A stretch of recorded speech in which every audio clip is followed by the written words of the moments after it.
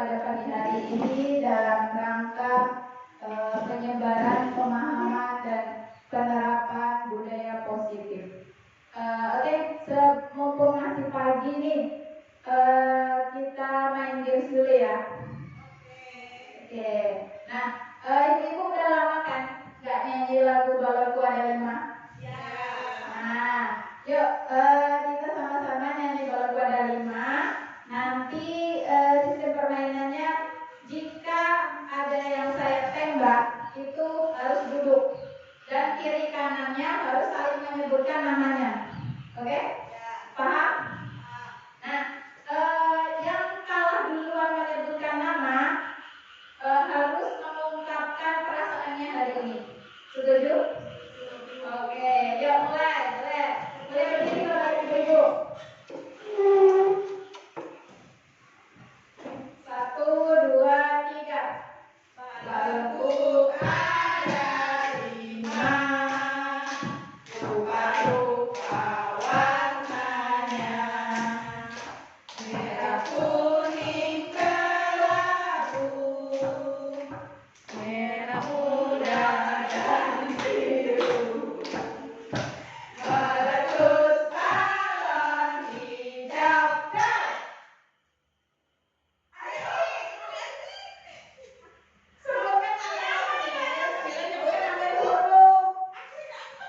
Iya, yang duduk.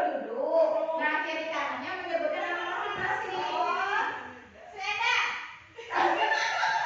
Freda nyebut nama Rumiati deh, gitu. Nah, Rumiati nyebutin nama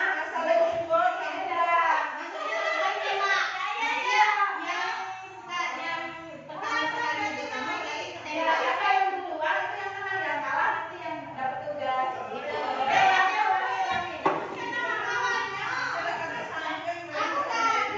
Nanti ibu sama ibu ya. Iya. Ada. Ini sama ini. Ya pokoknya lihat kira-kira benda sama ke kalau. Boleh. Ya. Aku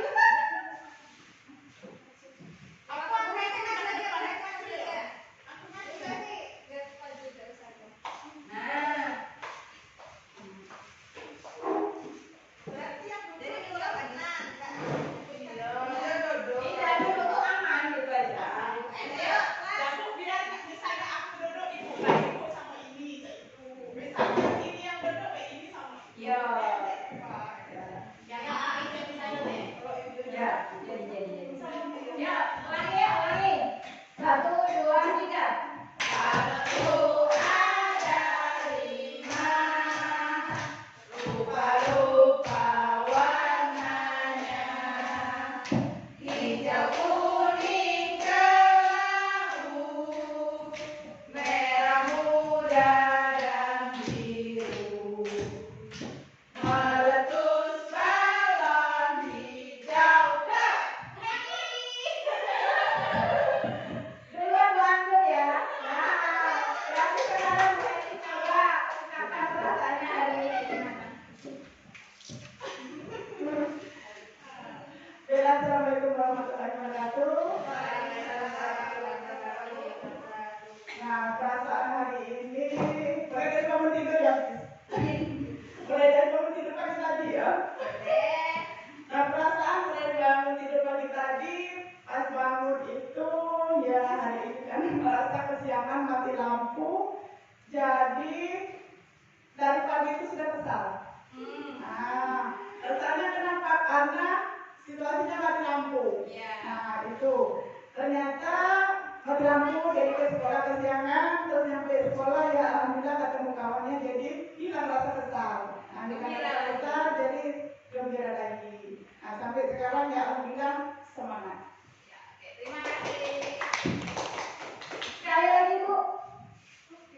Sekali lagi. Yuk. Bu Anggun, minta tolong. Oh iya. Yuk, 1, 2, 3. Balonku ada 5, rupa-rupa warnanya, hijau, kuning, kelabu, merah muda dan biru, meletus balon hijau.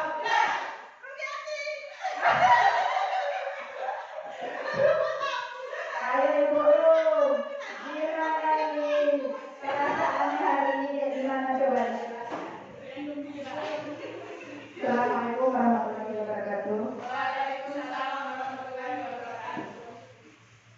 Baiklah, sebenarnya tidak perlu diungkapkan perasaan saya hari ini bagaimana. Sudah pasti perasaan saya hari ini sangat-sangat galau. Karena apa? Dari tadi pagi mati lampu. Jadi ya kalau bangun pagi dalam keadaan gelap gulita itu pemikirannya nggak fresh. Jadi hari ini saya sangat galau. Oke, baik. Tapi semoga setelah acara hari ini nggak galau lagi ya Ibu. Ya. Oke. Kita masuk ke materi kita pada pagi hari ini. Minta tolong lanjut. Ya. Nah, jadi kita hari ini itu akan membahas tentang budaya positif. Sebelum kita masuk ke budaya positif, saya akan memaparkan terlebih dahulu konsep pemikiran dari Ki Hajar Dewantara.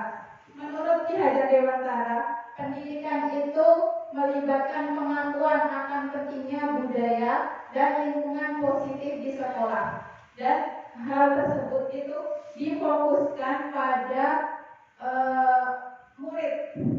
Kemudian pendidikan itu di sekolah bukan hanya sekedar transfer ilmu, tapi juga membentuk karakter. Jadi bisa dikembangkan sesuai dengan potensi anak-anaknya masing-masing seperti itu. Jadi itulah kenapa penting menciptakan budaya dan lingkungan yang positif seperti itu. Lanjut Bu. Nah, apa sih budaya positif itu? Budaya positif adalah nilai-nilai, keyakinan, kebiasaan-kebiasaan yang berpusat pada murid di sekolah. Lanjut. Nah, bagian-bagian dari budaya positif itu konsep intinya yang pertama ada perubahan paradigma belajar, nilai-nilai kebajikan, motivasi perilaku manusia, keyakinan kelas, disiplin positif, kebutuhan dasar manusia, posisi kontrol guru, dan yang terakhir segitiga restitusi. Yang pertama apa sih perubahan paradigma? Nah, ini ada kegiatan ibu-ibu. Coba sekarang saya minta ibu-ibu berpasangan. Misalnya Fedi sama Bu Sesti berpasangan. Satu guru bayangkan menggenggam apa yang sangat berharga. Nah, ibu yang satunya boleh menggunakan segala cara untuk membuka kepalan tangan itu. Ayo coba silakan berpasangan ibu. Siapa yang mau kepalan tangan dan siapa yang berusaha membuka?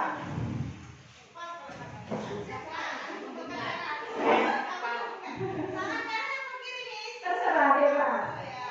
Boleh menggunakan cara apapun, ibu mau dipilih, mau diraih, mau diapain, sampai bisa membuka kepalan tangan itu. Ya, ya terserah. Sudah, ayo dicoba dulu. Terserah bebas, gunakan segala cara. Jangan dipaksa aja.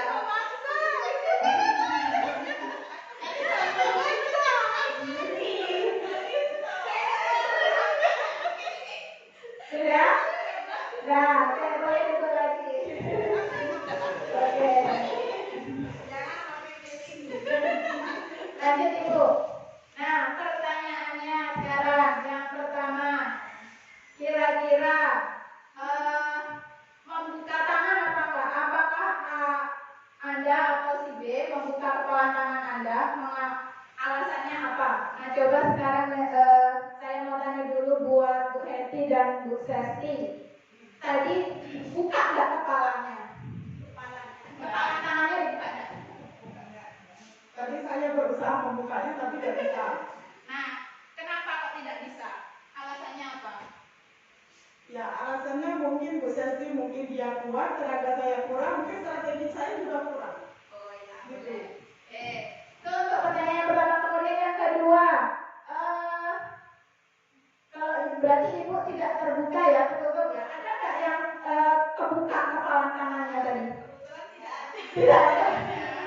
Oke, kalau nggak ada nggak apa-apa, kita lanjut. Nah, pertanyaannya yang sesungguhnya, ketika kalian membuka kepala tangan itu dan yang dibuka itu sebenarnya siapa yang mengontrol, yang mengendalikan mau dibuka atau ditutup itu sebenarnya siapa yang mengendalikan? Yang punya tangan, yang menggerakkan tangan. Ya, itu artinya diri kita sendiri kan yang mengontrol tentang diri kita itu diri kita sendiri kan. Orang lain tidak bisa mengontrol diri kita. Ya, itu maknanya. Selanjutnya Bu. Nah, hal itu sama dengan posisi kita sebagai guru ibu-ibu. Kita sekarang tuh berhayal gitu, punya ilusi bahwa murid itu bisa kita kendalikan, bisa kita atur. Ketika kita anak ini kalau kita hukum pasti dia nurut, kayak gitu kan? Padahal sebenarnya enggak. Itulah yang dimaksud perubahan paradigma teori itu, merubah cara berpikir kita. Bahwa yang kita pikir kalau dengan dihukum anak penurut sebenarnya enggak, ada cara yang lain kayak gitu. Kemudian ilusi yang pertama yaitu guru mengontrol murid. Ilusi yang kedua bahwa semua penguatan positif dan bermanfaat. Dan yang ketiga ilusi bahwa kritik dan membuat orang merasa bersalah dapat menguatkan karakter. Sering kan Bapak Ibu kita membuat anak-anak itu merasa bersalah cuma supaya dia tuh sadar. Sebenarnya itu tidak benar caranya gitu. Terus yang terakhir ilusi bahwa orang dewasa memiliki hak untuk memaksa. Bapak Ibu Ibu sekalian merasa nggak pernah memaksa anak-anak? Ya, lanjut Bu. Nah, ini gambarnya Bu.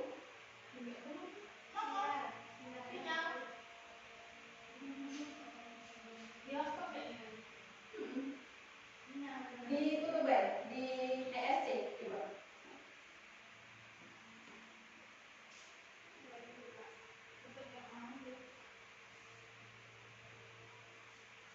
Tadi ada gambarnya Bu. Klik gambarnya kan?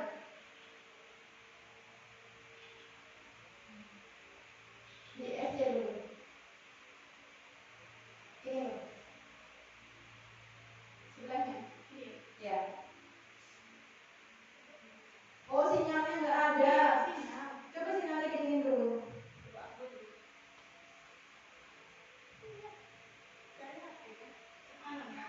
Ada saya dulu, coba buka di bagian dulu. Dibukain.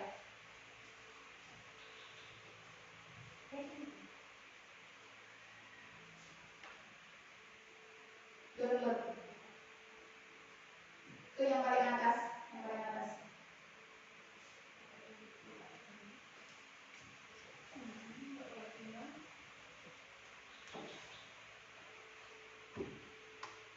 Nah, lanjut ke bawah.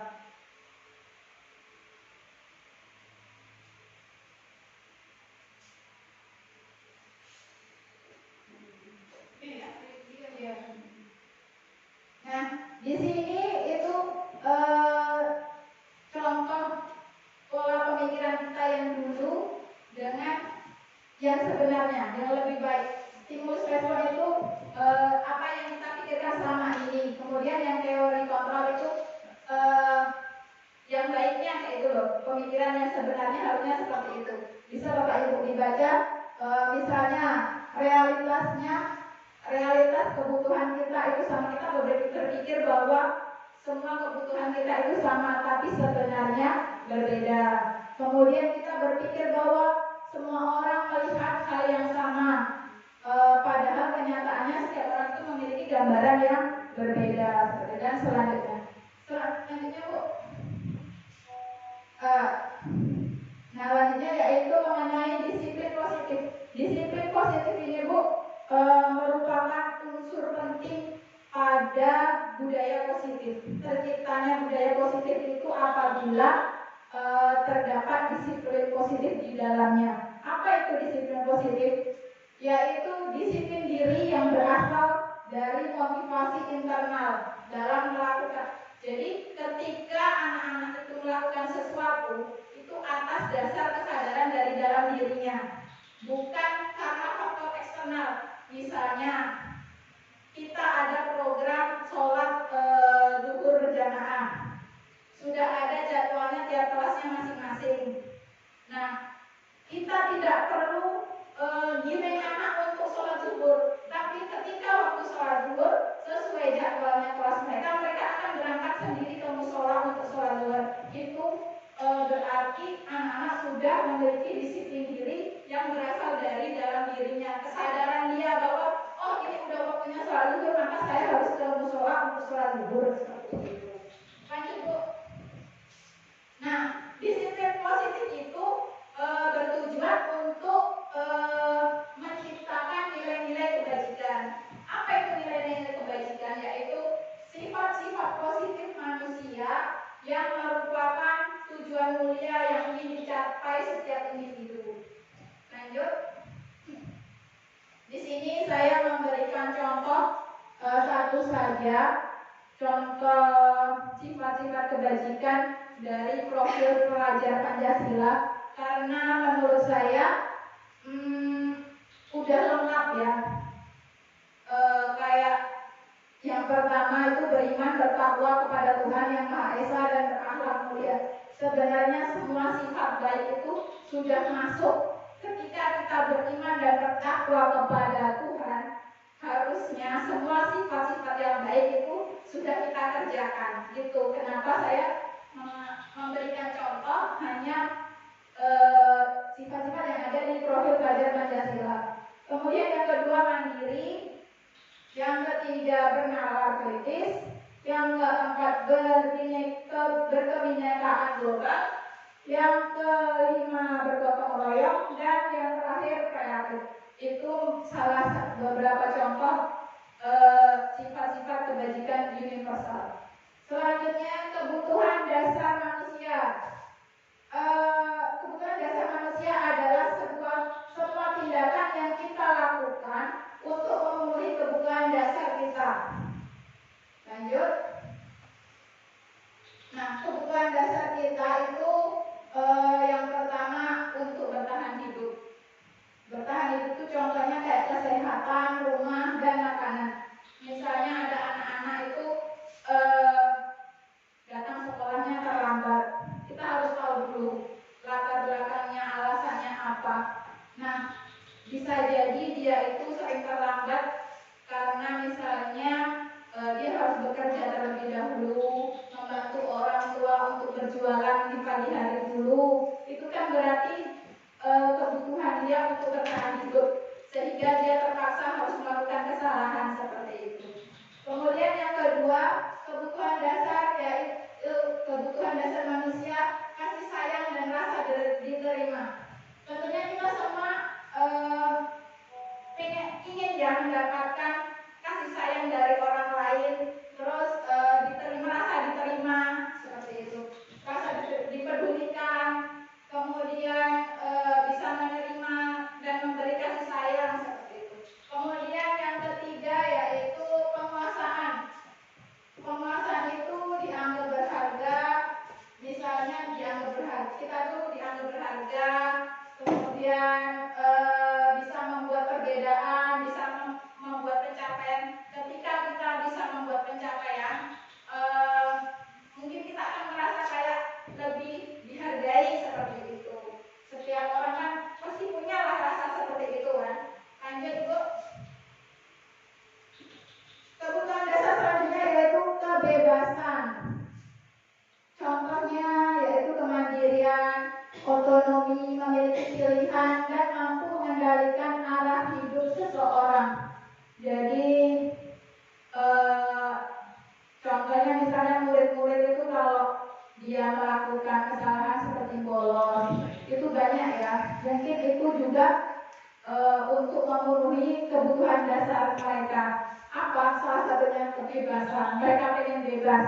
kan ada anak yang dia merasa sumpah di kelas terus, jadi karena dia pengen bebas akhirnya bolos, misalnya seperti itu. Kemudian selanjutnya yaitu kesenangan.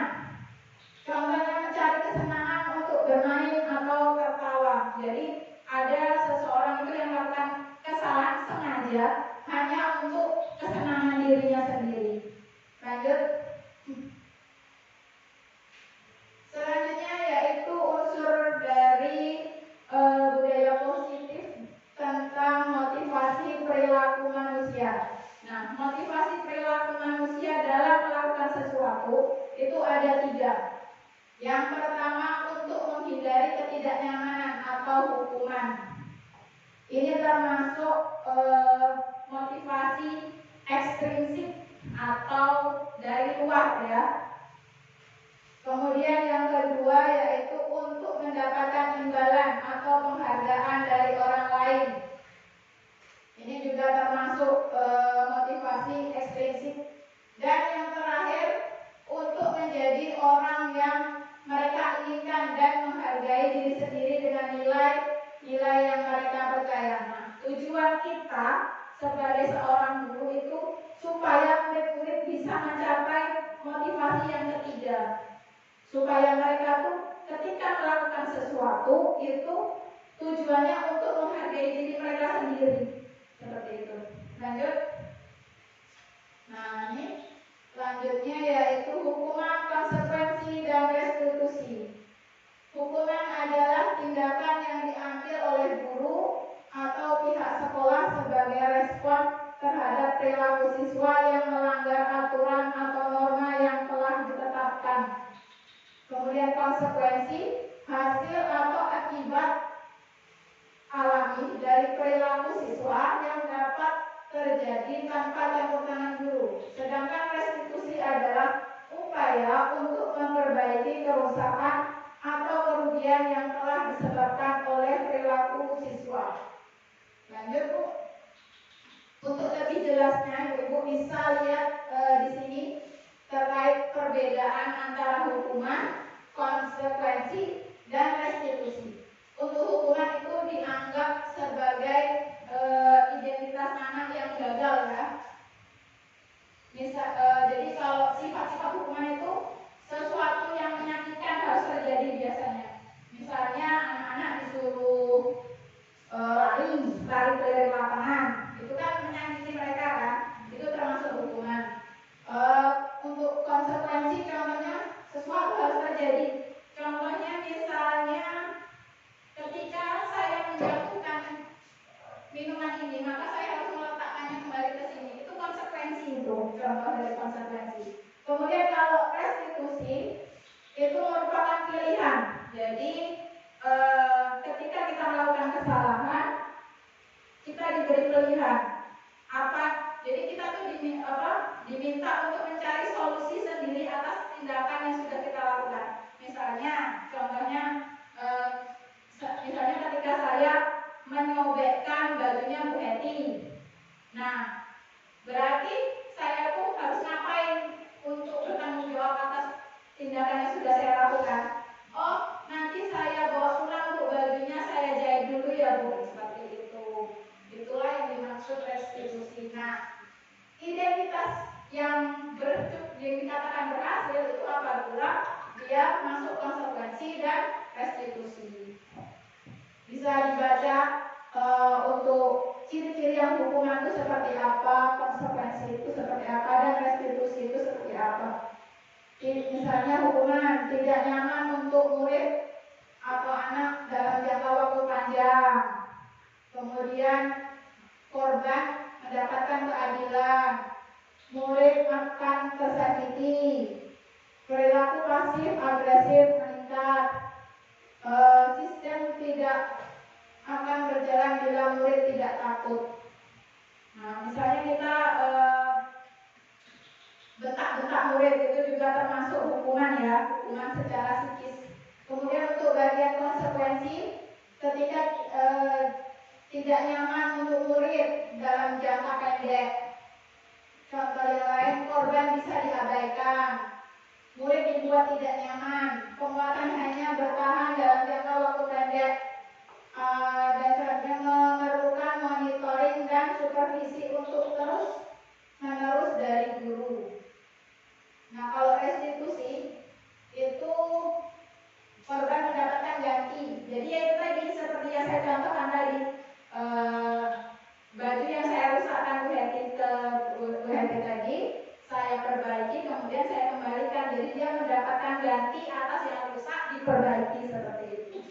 Murid atau anak mendapatkan penguatan, masalah terpecahkan. Murid belajar bertanggung jawab atas perilakunya. Tujuan kita yang paling baik, kita sebagai guru itu menerapkan restitusi. Lanjut. Nah, ini ada beberapa contoh, Bu. Beberapa contoh tindakan guru. Saya mau nanya nih. Kira-kira itu yang pertama tindakannya mencatat 100 kali dalam buku kalimat. Saya tidak akan terlambat lagi karena terlambat ke sekolah. Termasuk hukuman atau konsekuensi.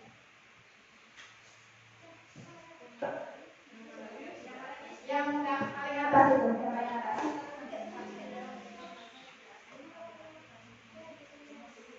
Ya, Bu Anggun. Oke. Untuk pilihan nomor 1 yaitu mencatat 100 kali di dalam buku kalimat. Saya tidak akan terlambat lagi karena terlambat ke sekolah. Itu berupa hukuman kalau menurut saya.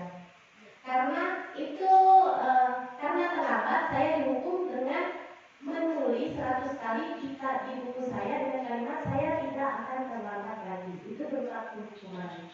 Terima kasih. Ya, tepat sekali ya. Untuk jawaban yang pertama itu mencatat 100 kali di dalam buku kalimat saya tidak akan terlambat lagi, itu termasuk hukuman. Untuk kalimat yang kedua, lari mengelilingi lapangan basket 2 kali karena terlambat hadir di sekolah, termasuk hukuman atau konsekuensi. Ya, Bu Heti. Nah, ini kalau menurut saya ya, lari mengelilingi lapangan basket 2 kali karena terlambat hadir di sekolah. Nah, ini merupakan hukuman juga. Iya. Karena di sini dia itu terlambat, jadi dia dihukum lari mengelilingi lapangan basket sebanyak 2 kali.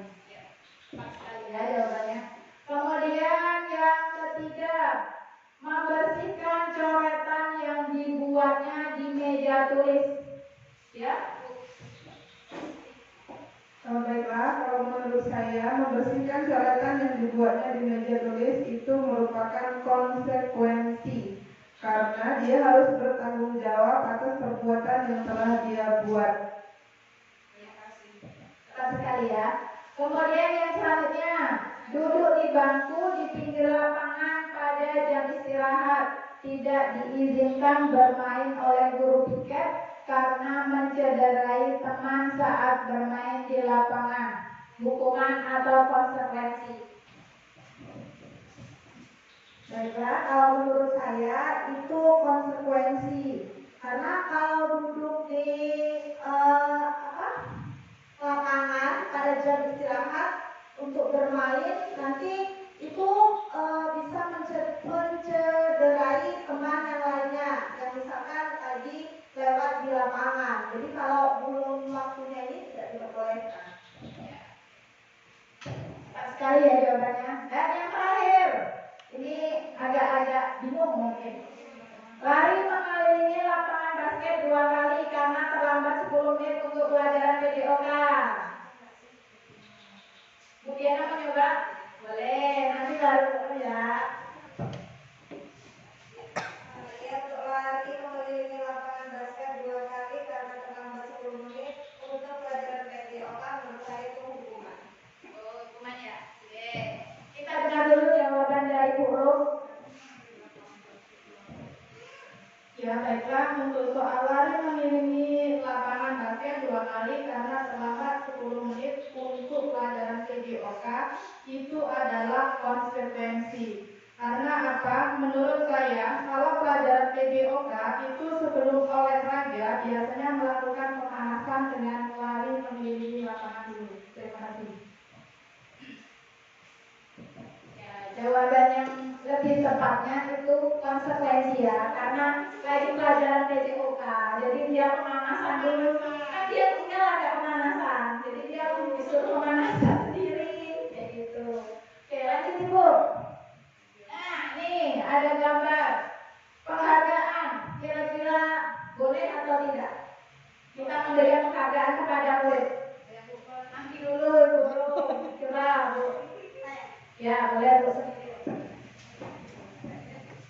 Kalau menurut saya pribadi untuk penghargaan terhadap murid itu boleh-boleh saja, asalkan penghargaannya dapat dulu nih. Kalau tidak terlalu misalnya penghargaannya dengan memberikan uang, itu kalau menurut saya tidak diperbolehkan. Tapi kalau misalkan dengan memberikan nilai tambahan, itu untuk menyemangati peserta didik yang lainnya, akhirnya nanti mereka akan berlomba-lomba. Oh, bagaimana saya akan memberikan mendapatkan penghargaan dari guru tersebut dengan cara ya memberikan yang terbaik atas apa yang sudah ia lakukan. Terima kasih. Guru mau menambahkan atau yang lain? Yang lain ada yang mau menambahkan?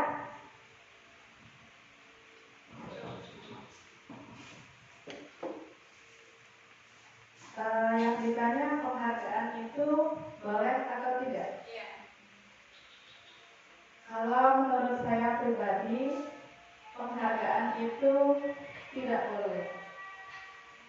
Karena apa? Kalau saya dihargai, bagaimana dengan orang yang duduk di sebelah saya? Saya lebih menghargai orang yang duduk di sebelah saya daripada diri saya. Itu menurut saya.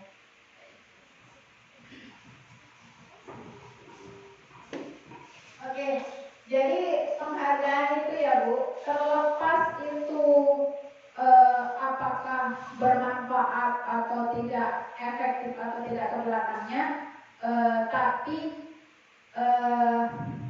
intinya sebenarnya penghargaan itu tidak boleh. Kenapa? Oke lah, tadi yang disampaikan Bu Semila itu jadi lebih termotivasi, tapi itu termotivasinya dari luar. Ketika tidak ada motivasi dari luar, dia tidak akan seperti itu. Itulah kenapa penghargaan itu tetap tidak boleh. Harusnya dia itu kan melakukan sesuatu dari dalam diri dia sendiri, kesadaran dia. Nah, itulah yang dicari. Tapi boleh juga misalnya kita mau memberikan apresiasi ya, karena kan setiap orang tentu membutuhkan apresiasi. Lanjut Bu. Nah, apresiasi cara kita memberikan apresiasi itu ada banyak caranya. Oh ya, nih penghargaan maupun hukuman itu adalah cara-cara mengontrol perilaku seseorang yang menghancurkan potensi untuk pembelajaran yang sesungguhnya. Itulah kenapa saya katakan bahwa penghargaan itu tidak boleh, karena bisa dianggap bahwa penghargaan itu termasuk hukuman bagi kita. Kenapa? Karena yaitu tadi bisa mematikan kreativitas. Lanjut Bu. Nah, pengaruhnya itu ada jangka pendek dan jangka panjang. Kemudian yang kedua, penghargaan itu tidak efektif. Yaitu tadi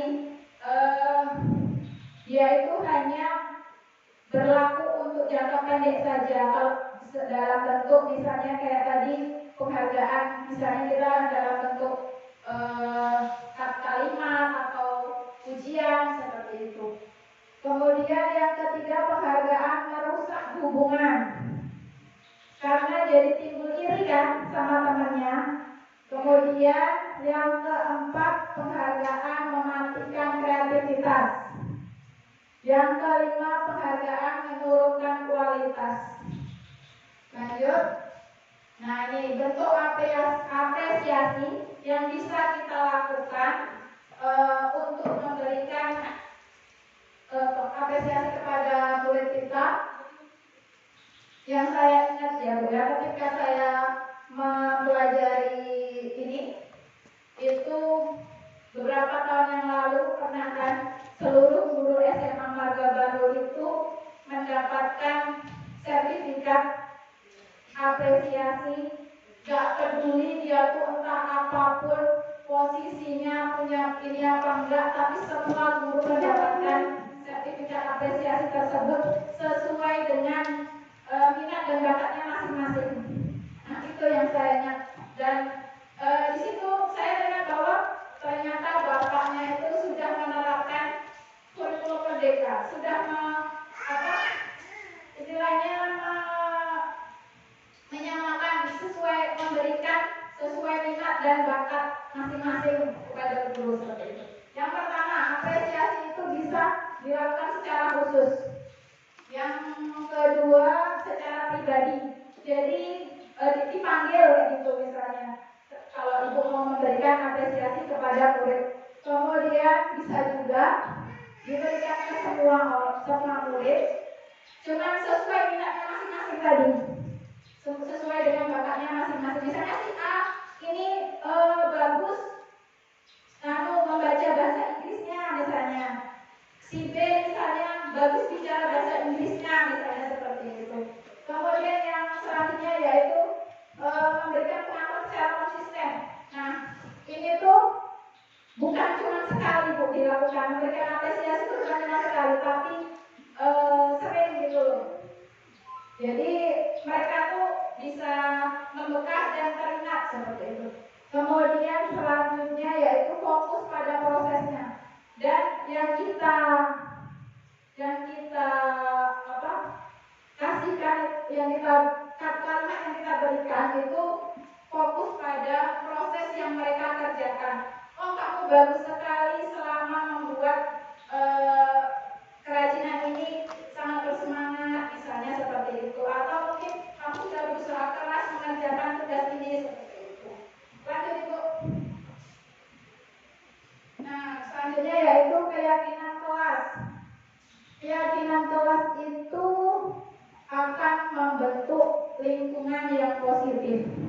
Nah, lingkungan yang positif membentuk budaya positif. Akhirnya bisa mencapai visi dari pendidikan. Itulah kenapa pentingnya kita dalam membuat keyakinan kelas. Apa sih keyakinan kelas? Udah tahu belum? Lanjut dulu. Keyakinan kelas merupakan metode untuk menimbulkan kembali disiplin positif yang didasari oleh motivasi dari dalam diri. Pembuatan keyakinan melibatkan semua warga kelas melalui kegiatan curah pendapat. Keyakinan kelas ditinjau kembali dari waktu ke waktu. Jadi keyakinan kelas itu seperti peraturan kelas. Biasanya kan kalau kita sebagai guru mapel itu kita buat kesepakatan kayak gitu kan. Nah, seperti itu, cuma ada berbeda. Kalau peraturan itu lebih spesifik, kalau keyakinan kelas lebih umum. Lebih jelasnya bisa dilihat di dalam tabel. Contoh peraturan selalu meletakkan buku ke tempatnya, itu termasuk tanggung jawab keyakinan kelasnya. Kemudian dilarang mengganggu orang lain, itu termasuk menghormati orang lain. Jadi dia itu lebih umum daripada yang peraturan kelas. Nah, dalam membuat keyakinan kelas ini itu melibatkan seluruh warga kelas. Jadi kalau biasanya kita bikin aturan, kita dewek yang bikin kan, anak harus ikutin aturan kita.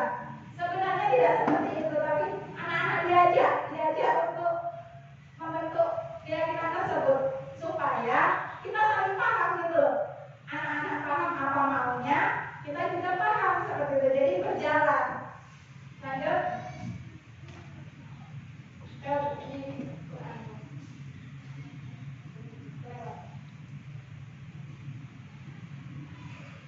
Next. Next. Nah, selanjutnya yaitu posisi kontrol seorang guru. Nih, posisi kontrol seorang guru itu ada 5. Yang pertama penghukum, pembuat merasa bersalah, sebagai teman, sebagai pemantau, dan sebagai manajer. Kira-kira ibu-ibu di sini sudah berada di posisi mana sekarang? Kalau sama murid, ketika ada murid dalam melakukan kesalahan, kira-kira ibu berada di posisi mana? Ada yang mau mencoba? Ini jujur-jujur saja ya, Sis ya. Menurut pengalaman selama ini, posisi kontrol saya di situ adalah yang pertama, yaitu sebagai penghukum. Karena jika anak membuat suatu kesalahan, yang saya lakukan yaitu dengan cara menghukum dengan alasan supaya anak itu jerah. Ya mungkin setelah tahu dan mengikuti acara ini, mungkin saya akan mengubah cara saya dalam memberikan suatu bimbingan kepada anak tersebut. Terima kasih. Lanjut.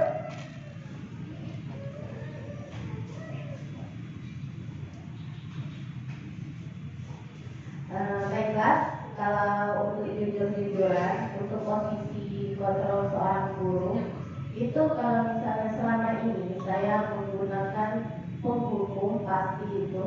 Sudah itu ada juga saya membuat rasa bersalah pernah juga melakukannya. Sudah itu sebagai teman. Kalau misalnya 2-3 kali tidak bisa diomong anaknya, jadi saya hukum. Sudah itu, sebelum dihukum itu, yang kedua mungkin saya membuat rasa bersalah. Ayo anak, ayo anak, kamu kok gini sih? Kan ibu itu, sudah itu kalau misalnya sebagai ayo anak, bantu ibu, biar ibu tidak penting lagi ngurus kalian. Kalau misalnya selama ini saya terapkan, sebelum belajar ini saya terapkan itu 3 posisi itu yang sering saya terapkan. Terima kasih. Jadi bertahap ya Ibu. Kita pernah pertama kadang kita menjadi temannya terlebih dahulu.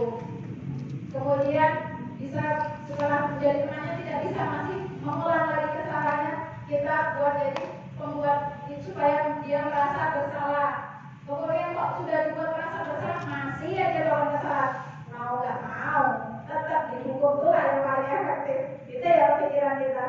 Nah, semoga setelah ini pemikiran kita bisa berubah ya Ibu. Lanjut. Nah, apa sih penghukum itu? Posisi penghukum itu biasanya menggunakan hukuman fisik maupun verbal. Kalau kita di kelas suka ngomel-ngomel, marah-marah, itu sebenarnya sudah termasuk hukuman secara mental. Mungkin anak-anak tuh mentalnya bisa rusak karena kita marah-marah tadi itu ya. Kemudian contohnya apa? Terlambatlah, itu ada jawabannya. Jadi kalau orang lagi marah nih ekspresinya terlambat lagi. Selalu datang terlambat.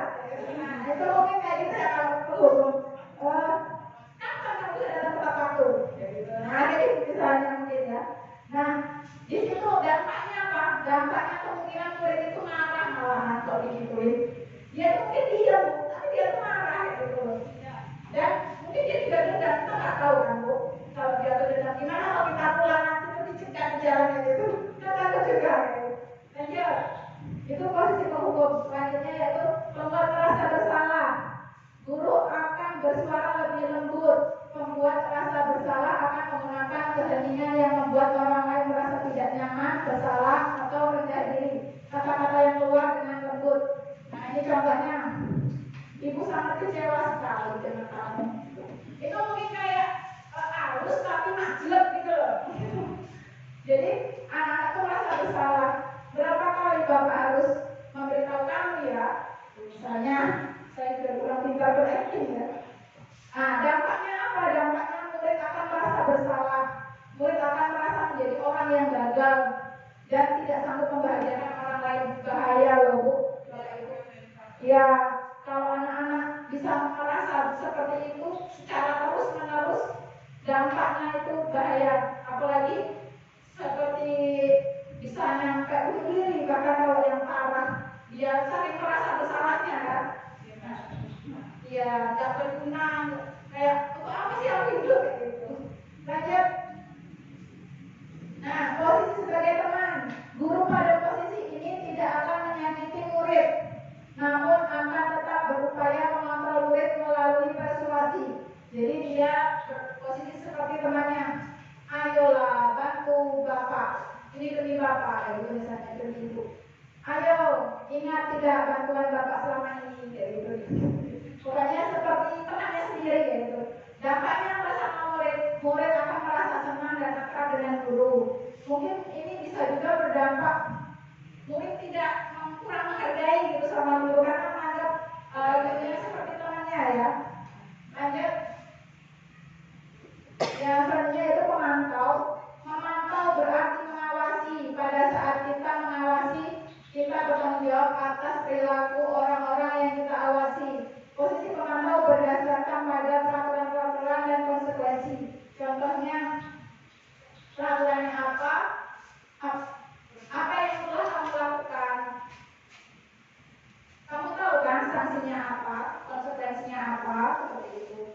Murid dampaknya, murid memahami konsekuensi yang harus dijalankan karena telah melanggar salah satu peraturan sekolah. Lanjut.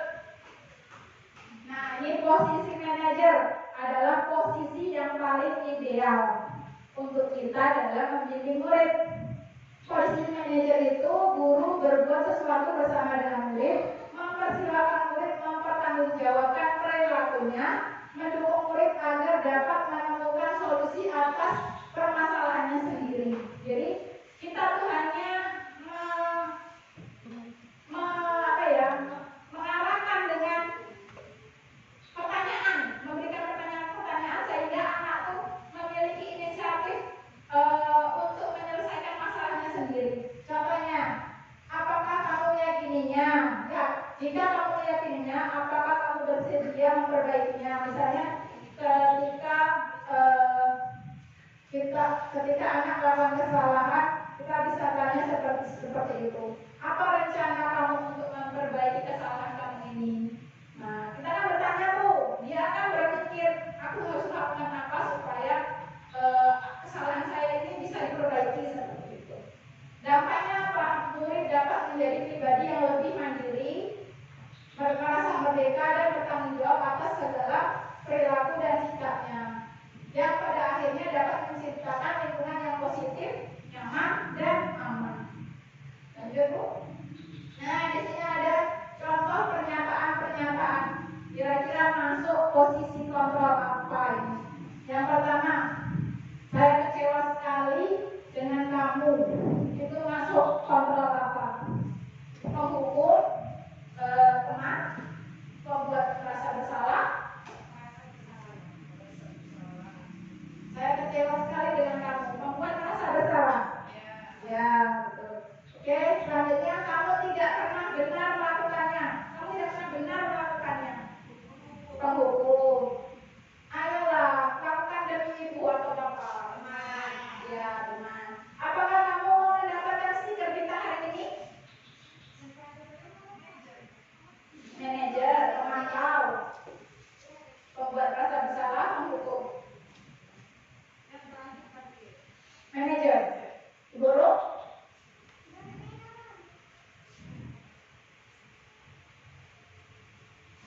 Saya. Ya. Apakah kamu mau mendapatkan stiker bintang hari ini? Ini adalah menurut saya itu memantau. Ya, memantau ya. Kemudian bagaimana kamu bisa menyelesaikan masalah ini? Nah, ya ini manajer. Yang terakhir, kamu selalu yang paling terakhir.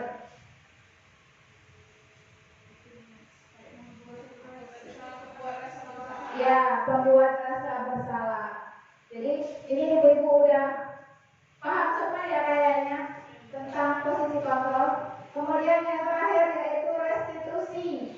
Suatu proses dialog yang dijalankan guru atau orang tua agar dapat menghasilkan murid yang mandiri dan bertanggung jawab. Nah, restitusi itu ada 3 tahap gitu. Yang pertama yaitu menstabilkan identitas. Kemudian yang kedua validasi tindakan yang salah. Dan yang ketiga yaitu menanyakan keyakinan. Nah, menstabilkan identitas itu membuat kesalahan adalah sebuah proses pembelajaran. Jadi konsepnya itu contoh untuk Y-nya berbuat salah itu tidak tidak apa-apa. Kemudian tidak ada manusia yang sempurna.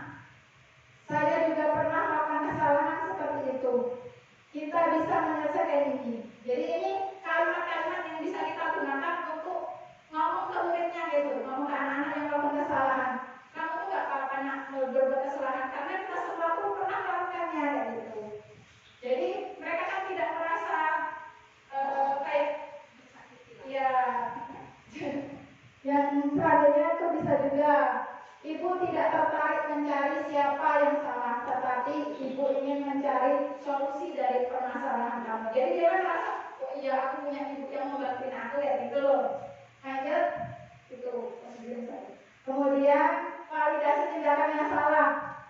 Jadi di sini konsepnya setiap perilaku itu dianggap sebagai upaya dalam memenuhi kebutuhan dasar manusia. Masih ingat kebutuhan dasar manusia tadi apa aja?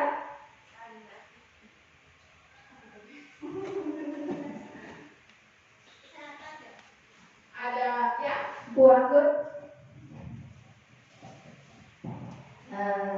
Yang saya ingat kebutuhan dasar manusia tadi ada 5, yaitu kebutuhan bertahan hidup, kesenangan, kebebasan, rasa diterima, satunya lagi apa ya? Lupa Bu. Oh iya, oke, terima kasih. Oke, nah jadi dalam validasi tindakan yang salah ini kita mengutarakan kalimat-kalimat seperti ini contohnya. Itu yang pertama contohnya, padahal kamu bisa melakukan yang lebih buruk dari ini ya kayak gitu. Ini validasi, maksudnya tuh kamu tuh benar-benar salah gitu loh.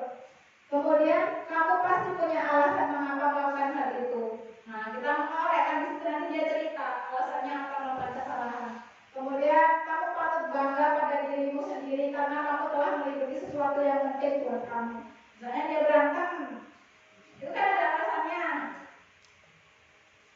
Nah ada alasannya kenapa. Jadi kita buat kalimat-kalimat yang supaya anak tuh mau menjelaskan kenapa dia melakukan kesalahan tersebut. Lanjut, menanyakan keyakinan. Pertanyaan yang menghubungkan keyakinan anak dengan keyakinan kelas. Di sini itu kita mengingatkan kembali pada keyakinan yang sudah disepakati. Misalnya tadi sudah disepakati bahwa kita harus saling menghormati seperti itu.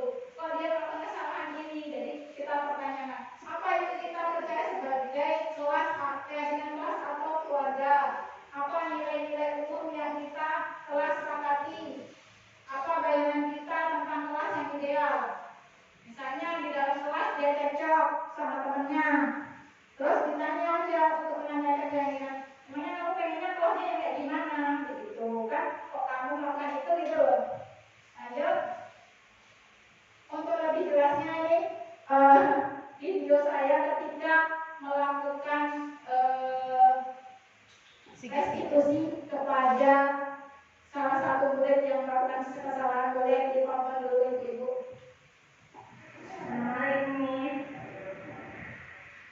Waalaikumsalam.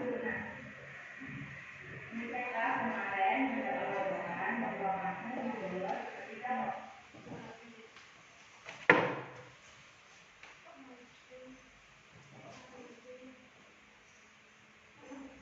Yang ditangkap itu.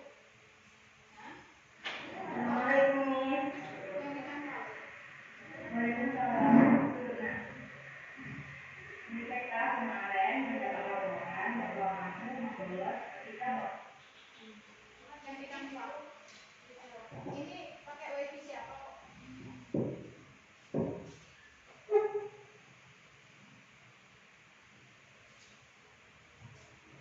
Wifi-nya dihidupin dulu. Ini bu, wifi. Gak terhubung sama yang luar. Itu tuh wifi sekolah. Maksud aku pakai wifi HP aja.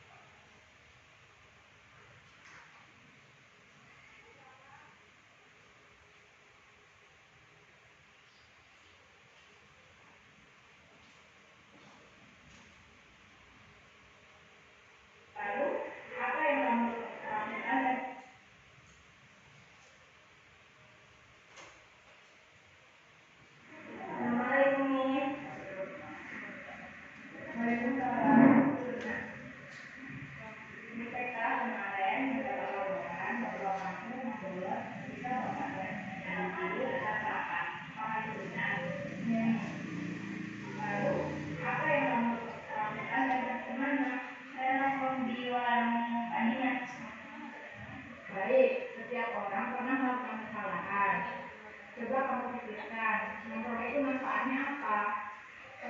Tidak ada nih.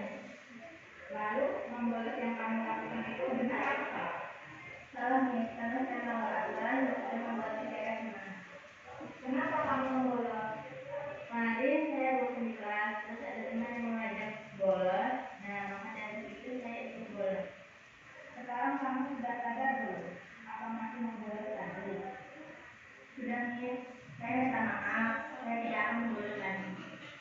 Untuk kedepannya, jika Bapak Ibu sedang rapat, apa yang akan kamu lakukan? Apa yang akan kamu lakukan untuk memperbaiki kesalahan kamu ini? Saya akan meminta tugas ke guru mata pelajaran ini. Baik, semoga kamu mendapatkan pelajaran yang bermakna dari kesalahan yang sudah kamu lakukan ini ya. Iya nih, terima kasih.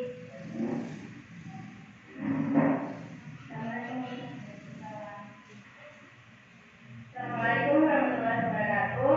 Nama saya Tiara Ferdiania, kelas 10 SMA Negeri Margabaru. Saya sangat senang sekali diajak Eka berdiskusi untuk memperbaiki dan menyelesaikan masalah yang saya buat. Assalamualaikum warahmatullahi wabarakatuh. Jadi di situ ada kasus ketika salah satu murid itu pergi nongkrong keluar di luar sekolah pada saat bapak ibu guru sedang melakukan rapat. Jadi di situ saya membantu murid dalam memperbaiki kesalahan dia dengan menggunakan metode restitusi. Seperti itu contohnya Ibu. Kemudian setelah saya menerapkan konsep inti dari budaya positif ini Bapak Ibu di kelas, cara berpikir saya sekarang mulai berubah. Saya mulai memahami yang pertama yaitu motivasi terbaik bagi murid dalam melaksanakan disiplin adalah motivasi internal atau yang timbul dari dalam dirinya masing-masing. Nah, tugas kita sebagai guru memunculkan motivasi itu supaya anak-anak ini muncul motivasi dari dalam dirinya, supaya memiliki kesadaran dari dalam dirinya. Kemudian yang kedua, posisi kontrol yang paling ideal bagi guru adalah menyikapi kesalahan yang dilakukan murid itu dengan menggunakan manajer. Nah, sebagai manajer di dalam membimbing murid kita ya. Jadi kalau kita menggunakan posisi manajer itu kitanya merasa senang, nyaman, kemudian anak-anak juga lebih merasa terarah dan lebih bertanggung jawab atas perilaku yang sudah dia lakukan. Baik ibu-ibu, ada yang ingin menanggapi atau dari apa yang sudah saya sampaikan?